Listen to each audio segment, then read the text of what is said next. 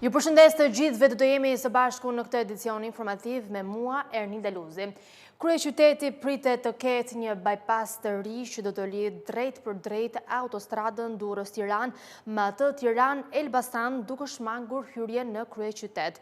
Autoriteti rrugor shqiptar ka hapur 2 tender me fond limit 6 miliard lek për ndërtimin e rrugës Kashar-Nyja Vaçar, faza e parë dhe e dytë. Me një fond limit prej 6 miliard lek, autoriteti rrugor shqiptar ka hapur 2 tender për ndërtimin e bypassit të Tiranës. Kontratat përfshin ndërtimin e rrugës Kashar-Nyja Vaçar 1 dhe 2, pjesë e një prej projekteve më të rëndësishme rrugore në vend. Kjo pasi bypassi Tiranës synon të lidh drejt për drejt autostradën Durrës-Tiranë me atë Tiranë-Elbasan, duke shmangur hyrjen në kryeqytet. Me gjatësi prej 21.6 kilometrash, kjo rrugë do përshkoj pjesën jugore, jug-perëndimore dhe perëndimore të Tiranës, duke filluar pranë qendrës tregtare City Park në Kashar dhe duke përfunduar në Mullet, në kryqëzim me autostradën Tiranë-Elbasan. Traseja do ketë 2 korsi në secilin drejtim, një gjerësi prej 10.5 metrash dhe do lejoj shpejtësi deri në 120 km/h. Rruga do kalojë në një teren fushor dhe kodrinor, duke përfshirë ndërhyrje të thella teknike, si ura të 2 fishta mbi lumin Erzen, ndërtim të një tuneli të ri në Rogozhin dhe vendosjen e 3 nyjeve kryqëzimi. Një nga to është me rrugën ekzistuese Tiranë-Durrës-Plepa, ku parashikohet një nyje hyrëse dalëse për zonat përreth. 2 të tjerat lidhen me autostradën Kashar-Rogozhin dhe autostradën Tiranë-Elbasan. Sipas dokumenteve të tenderit, gjurma e rrugës përshkon zona bujqësore, përfshi fshatrat Allgjat, Picall dhe Stërmas. Për të ndikimin në qarkullim, bypassi pritet të sjellë dhe përfitime mjedisore dhe urbane, duke shmangur kalimin e trafikut të rënd përmes Tiranës, pritet të reduktojë ndjeshmëndotjen. Për të ndikimin në qarkullim, bypassi pritet të sjellë dhe përfitime mjedisore dhe urbane, pasi duke shmangur kalimin e trafikut të rënd përmes Tiranës, pritet të reduktohet ndjeshmëndotja, trafiku i brendshëm dhe aksidentet në rrugët urbane të kryeqytetit. Bypassi Tiranës konsiderohet si një ndër projektet më strategjike për përmirësimin e qarkullimit ndërqytetas në vend. Prodhimi i mishit në Shqipëri ka pësuar një rënje të vazhdueshme për gjatë 10 viteve të fundit, duke ndikuar negativisht në sektorin e blegtorisë dhe në sigurinë ushqimore. Ndërkohë, importet e mishit dhe kafshëve të gjalla janë rritur ndjeshëm. Rënje vazhdueshme e prodhimit të mishit dhe qumshit së bashku me të kurrjen e numrit të kafshëve në shumicën e kategorive është një sinjal shqetësues për sektorin e blegtorisë. Mungesa e subvencioneve efektive, kostot e larta të ushqimit për kafshët dhe emigrimi i fuqisë punëtore nga zonat rurale po ndikojnë drejt për drejt në prodhimin vendas ushqimor. Blegtoria shqiptare ka pësuar një rënje të përgjithshme në vitin 2024 sipas të dhënave zyrtare, ndërsa numri i gjedhëve është rritur me 3.3%, numri i lopëve ka rënë me 3.5% duke ndikuar edhe në uljen e prodhimit të qumshit me 2.7%. Rënjet të ndjeshme kanë shënuar të gjitha kategoritë kryesore, ku të leshtat ranë me 2.5%, numri i dhive me 3.9%, derat me 9.4%, shpendët me 0.6% dhe një thundrakët me 12.2%. Prodhimi i përgjithshëm i mishit në Shqipëri ka njohur një rënje të ndjeshme po ashtu gjatë periudhës 2014-2024, nga rreth 155.000 tonë në vitin 2014, në harkun kohor të 10 viteve prodhimi ka rënë rreth 130.000 tonë në vitin 2024, që përkthehet në një tkurrje prej 15.9%. Rënja më e fortë është regjistruar në 5 vitet e fundit me një trend që konfirmon dobësimin e qëndrueshëm të sektorit blegtoral. Vetëm në vitin 2024 rënja vjetore ishte 3.8% krahasuar me një vit më parë. Qarku i Fiert, edhe pse ka shënuar një rënje të lehtë në vitin 2024 krahasuar me vitin 2023, mbetet qarku më i madh për nga prodhimi i mishit në vend. Me 26.000 tonë të prodhuar në vitin 2024, Fieri mbulon mbi 20% të prodhimit kombëtar dhe është ndër të vetmit që ka ruajtur një bilans pozitiv në një periudhë afatgjatë. Kjo tregon një strukturë më të qëndrueshme të fermave dhe ndoshta investime më të mëdha në infrastrukturën blegtorale. Të dhënat mbi importet e mishit dhe kafshëve të gjalla gjatë periudhës 2005-2024 konfirmojnë kështu varësinë në rritje të Shqipërisë nga tregjet e jashtme për plotësuar kërkesën për mish, ndikuar dhe nga turizmi vitet e fundit. Në vitin 2024 importet e mishit arritën në afro 48.6 mijë tonë, ndërsa kafshët e gjalla të importuara shënuan një rekord prej 31.000 tonë, duke shënuar rekord historik krahasuar me vitet e mëparshme. Kjo rritje vjen në një kohë kur prodhimi vendas i mishit është në rënje të vazhdueshme, siç u analizua edhe më parë. Rritja e importeve si në sasi ashtu dhe në vlerë monetare nga 4.2 miliard lek në vitin 2025 në mbi 8.2 miliard lek në vitin 2024 për mishin, tregon se tregu vendas po kompenson mungesën e prodhimit të brendshëm me blerje të jashtme gjithmonë më të kushtueshme. Kjo situatë shton presionin mbi bilancin tregtar dhe tregon se rënja e blegtorisë në shumë qarqe po krijon jo vetëm pasojë ekonomike për prodhuesit lokal, por edhe një rrezik për sigurinë ushqimore afatgjatë të vendit. Nisur nga të dhënat e Instat për blegtorinë për jashtim bën vetëm bletaria, ku numri i koshereve është rritur me 13.2% dhe prodhimi i mjalit është rritur me 5.4%, duke shënuar një ndër zhvillimet më pozitive në blegtori këtë vit. Viti 2024 ka shënuar rritje domethënëse në prodhimin bujqësor shqiptar me thekste ulliri, perimet dhe frutat. Prodhimi i ullirit është rritur me 24.6% duke regjistruar një rekord të ri. Viti 2024 ka sjellë zhvillime pozitive në bujqësinë shqiptare me disa kultura që kanë kapur nivele rekord prodhimi. Më i spikaturi, ulliri, i cili është rritur me një ritëm breslënës për 24.6%, duke arritur në rreth 146.000 tonë. Ky është një sinjal i qartë se Shqipëria po kthehet seriozisht drejt potencialit të saj bujqësor. Perimet gjithashtu kanë shënuar rritje të qëndrueshme, duke arritur në 1.42 milion tonë, me një rritje vjetore prej 2.9%. Në këtë segment, qarku i Fierit, ndjekur nga Tirana dhe Berati, janë kampionët e vendit. Brenda këtij prodhimi, perimet e serave përbëjnë gati 1/4, konkretisht 22.7% me Fieri që mban gjysmën e kësaj sasie. Prodhimi patates, një tjetër kultur bazë, është rritur me 1.3%, duke shkuar në rreth 277.000 tonë me Korçën në krye të listës. Po ashtu fasulet dhe bimët medicinale janë në rritje, përkatësisht me 4.6 dhe 7.7%, një sinjal që tregjet e specializuara kanë hapësirë për zgjerim. Ndërkohë bimët industriale kanë pësuar një rënje prej 7.9% duke reflektuar ndoshta nevojën për mbështetje ose orientim të ri për këtë sektor. Drithërat kanë arritur një total prej rreth 649.000 tonë, me qarkun e Fierit sërish në krye me rreth 149.000 tonë ndjekur nga Elbasani dhe Korça. Një pjesë e frutave, prodhimi i pemëve drufrutore ka kaluar në 295.000 tonë, me një rritje prej 3.1%, ku Korça vazhdon të jetë zemra frutore e vendit. Mollët dhe kumbullat janë më të përfaqësuarat, ndërkohë prodhimi i agrumeve, ku dominon qarku i Vlorës me 62.6% të totalit, ka arritur në rreth 59.000 tonë.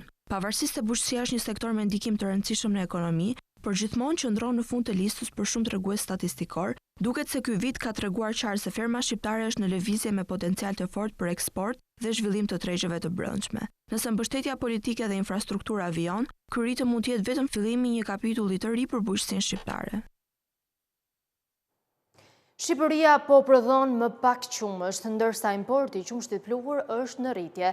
Të dhëna zyrtare tregojnë se ka një rënje të prodhimit vendas me 2.7%, por si paraqitet situata e importit të qumshtit pluhur, ndjekim detajet në kronik. Në sofrën shqiptare, qumshti freskët nga ferma me shijen e njohur të natyrës nga viti në vit po reduktohet. Statistikat e fundit tregojnë se prodhimi vendas i qumshtit po shteron, ndërsa tregu po mbushet gjithnjë e më shumë me qumësht pluhur të importuar. Në të dhënat e fundit të Institutit të Statistikave, prodhimi i përgjithshëm i qumshtit në Shqipëri ka rënë me 2.7%, nga 900.569 tonë në vitin 2023, në vitin 2024 statistikat përllogarisin 876.688 tonë, një rënje që nuk kalon pa pasoja, por në mes të kësaj tkurrjeje, të njëjtat të dhëna raportojnë se lopot mbeten prodhuesit kryesor, duke përbërë thuajse 85% të qumshtit, ndërsa dhitë dhe delet japin përkatësisht 7.7% dhe 7.4%. E ndërsa fermat prodhojnë më pak, magazinat doganore presin gjithnjë e më shumë qumësht pluhur të importuar. Vetëm në vitin 2024, Shqipëria importoi mbi 757.000 kg qumësht, me një vlerë që arrin 195 milion lek, por çfarë thon shifrat me periudhën janar-maj të këtij viti? Në këtë periudhë janë importuar 250.393 kg qumësht pluhur, ose 70.1 milion lek, ndërsa në periudhën janar-maj të vitit të kaluar janë importuar 242.494 kg qumësht pluhur, ose 64.1 milion lek, por duke bërë për llogaritjet në 5 mujorin e 2025-s, ka një rritje të qumshtit pluhur me 7.894 kg më shumë, ose 6.5 milion lek më shumë se njëjta periudhë e vitit të kaluar. Rritja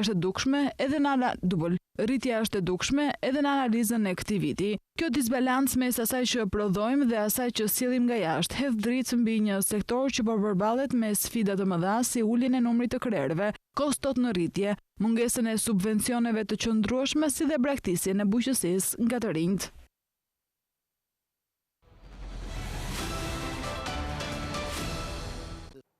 Presidenti Donald Trump njoftoi se është arritur një armpushim i plotë midis Izraelit dhe Iranit që do të hyjë në fuqi brenda 24 orëve.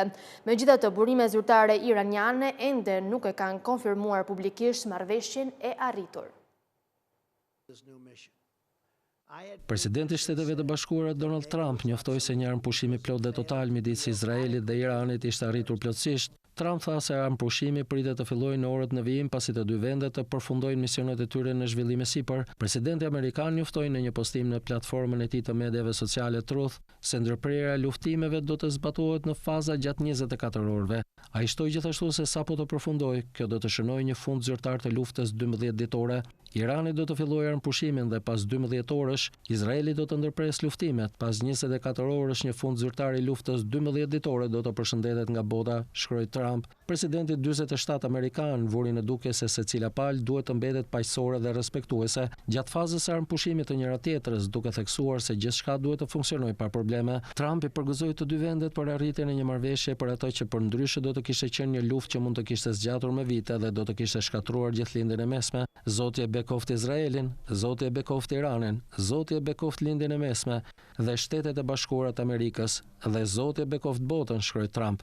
Njoftimi erdhi pak para se ai të nisej për një samit të NATO-s në Holand, ku pritet të theksojë se përzierja e tij e agresionit dhe diplomacisë ka patur sukses. Një zyrtar i lartë i Shtëpisë së Bardhë tha se Trump komunikoi drejt për drejt me kryeministrin izraelit Netanyahu për të siguruar armpushimin. Ai shtoi se qeveria e Katarit luajti një rol të rëndësishëm në ndërmjetësimin e armpushimit. Shteti i Gjirit Persik ka qenë gjithashtu një nga ndërmjetësuesit kryesorë në armpushimin me ndërprerje dhe negociatat për pengjet midis Izraelit dhe Hamasit në luftën e tyre të vazhdueshëm në Gaza. Irani nuk e ka konfirmuar publikisht se është rënë dakord për një armpushim.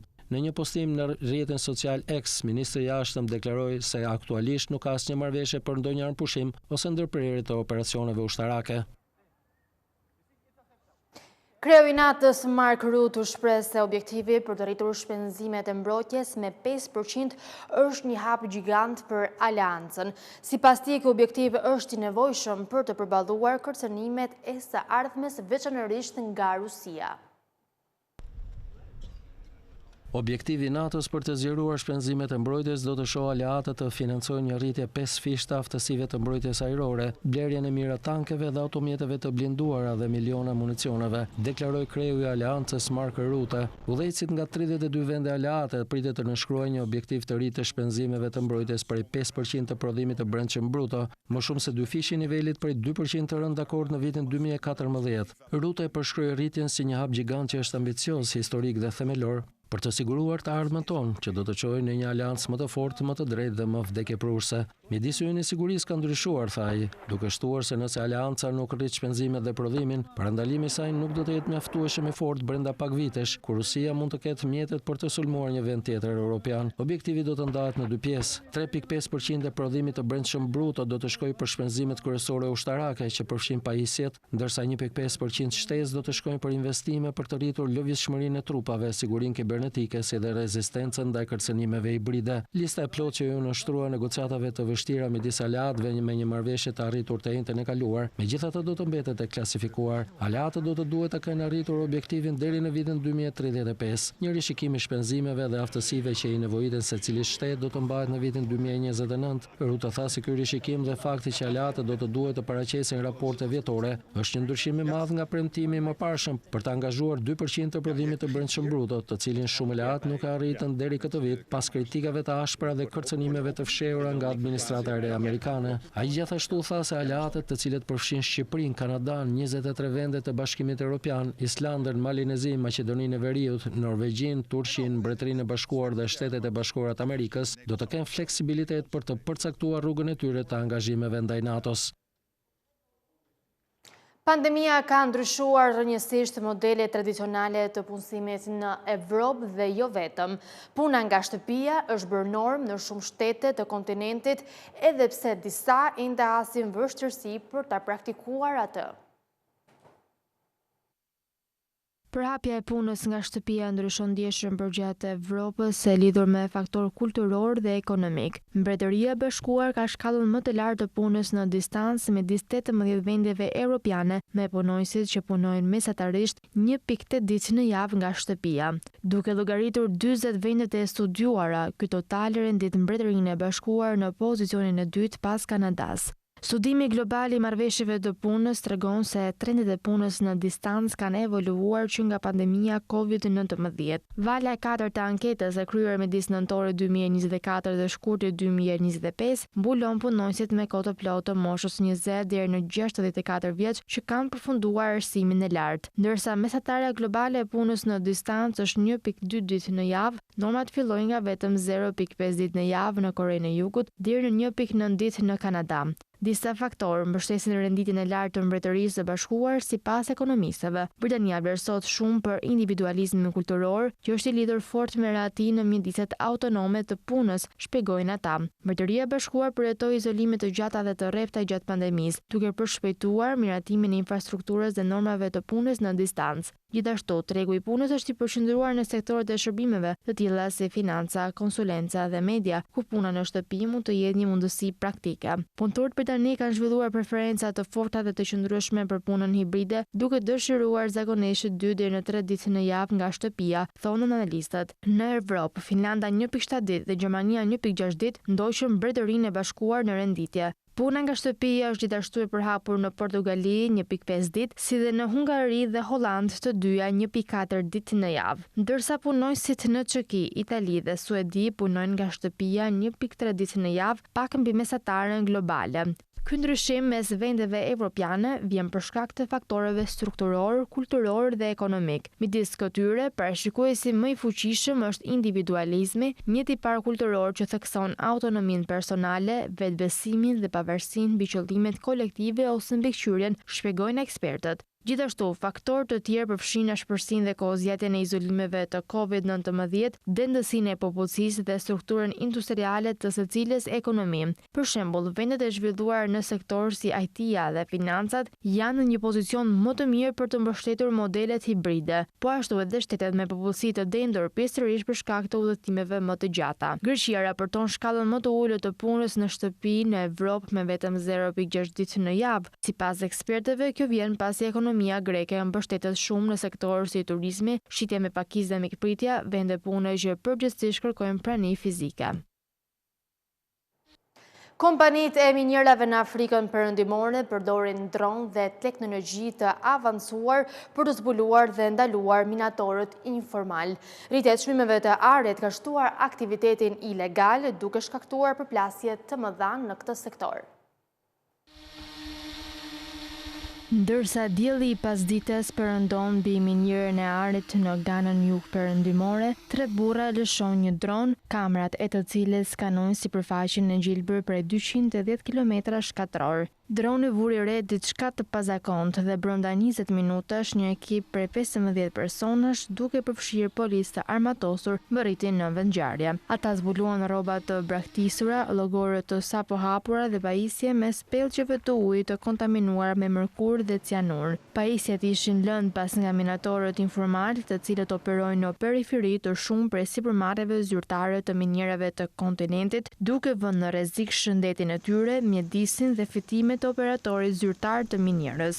Ekipi konfiskoi 7 pompa ujë me naftë dhe një si përpunimi shanfan të përdorur për të nxjerrë arë nga shtretërit e lumenjve. Loja e ndjekjes me teknologji të lartë foluhet gjithmonë më shumë, ndërsa çmimet rekord të arit që tani qëndrojnë mbi $3.300 për oncë tërheqin më shumë aktivitet jo zyrtar, duke intensifikuar përballjen ndonjëherë vdekjepryrëse midis koncesioneve të korporatave dhe minatorëve artizan në Afrikën Perëndimore. Droni është një mënyrë më e thjeshtë dhe ka një mbulim më të shpejt, mund të duhen disa minuta për të fluturuar një dron mbi të gjithë koncesionin, shpjegon Edwin Asare, kreu i shërbimeve të mbrojtjes së minjerës në Tarkwa. Dronë dhe teknologjia kanë qenë shumë të dobishme në luftimin e krimit në minier. Pothuajse 20 minatorë të palishëm janë vrarë në përballje në operacionet e mëdha të minierave në të gjithë rajonin që nga fundi i vitit 2024. Nuk ka pasur raportime për plagosje të stafit zyrtar të minierave. Në disa raste përplasjet shkaktuan ndërprerje të prodhimit deri në 1 muaj, duke i shtyrë kompanitë të ushtrojnë presion mbi qeveritë për më shumë mbrojtje ushtarake. Operacionet zyrtare të minierave në Afrikën subsahariane ofrojnë të ardhura kritike për gati 10 milion njerëz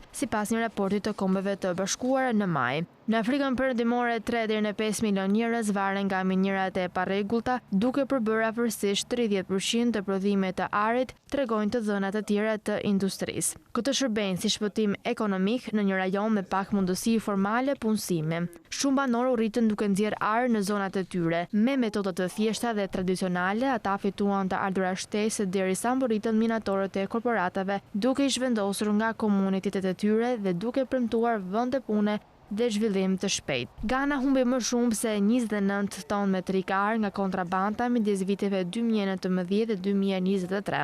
Rregullatori i sektorit të minierave në vend, Komisioni i Mineraleve, po bën një hap teknologjik përpara, duke krijuar një dhomë kontrolli të mundësuar nga inteligjenca artificiale. Kjo dhomë analizon të dhënat nga 28 dronë të vendosur në pikat kyçe. Sistemi përfshin gjurmues në ekskavator dhe një sistem kontrolli që mund të çaktivizojë nga distanca pajisjet që veprojnë jashtë kufive të autorizuar. Kemi mbërritur në fund të këtij edicioni informativ. Për më tepër informacione mund të klikoni në faqen tonë të internetit skantv.al, ku mund të gjeni gjithçka mbi bankat, ekonominë, sigurimet, tregjet financiare e të tjerë. Gjithashtu mund të na ndiqni edhe në rrjetet sociale si Facebook, Instagram, YouTube dhe LinkedIn. Faleminderit për vëmendjen, mirëpafshim.